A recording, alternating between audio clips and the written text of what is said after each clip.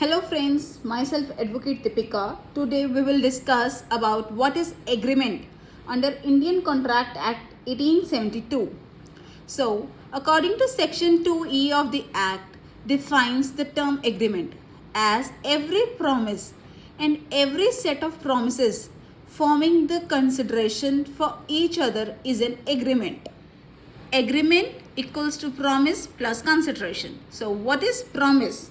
When you go to a shop, the shopkeeper agrees to give you the product in exchange for money. This is an example of a reciprocal promise where you promise to pay the value of the product and the shopkeeper promises to give you the goods on the receipt of the payment.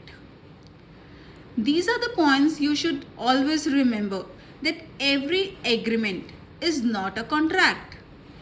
An agreement to become a contract must give rise to a legal obligation. Legal obligation means duty.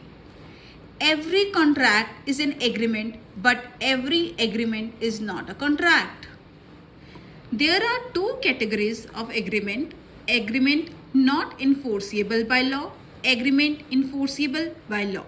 So agreement which are not enforceable by law मतलब कि any essential of a valid contract is not available. And here agreement enforceable by law means all essential of a valid contract are available. So यहाँ पे एक छोटी C diagram है जहाँ पे आपको कॉन्ट्रैक्ट का सारा मतलब समझ आ जाएगा.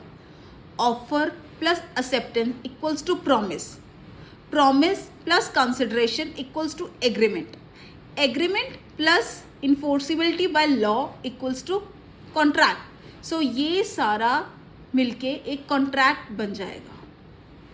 Next is classification of agreements. So first is valid agreements. Valid agreements are enforceable by law. Next is voidable agreements. Voidable agreements are those agreements which is enforceable by law at the option of one of the parties. Next is void agreements. Void agreement is not enforceable by law at all. Next is illegal agreements. These agreements are also not enforceable by law because they are against the law. Last is unenforceable agreements.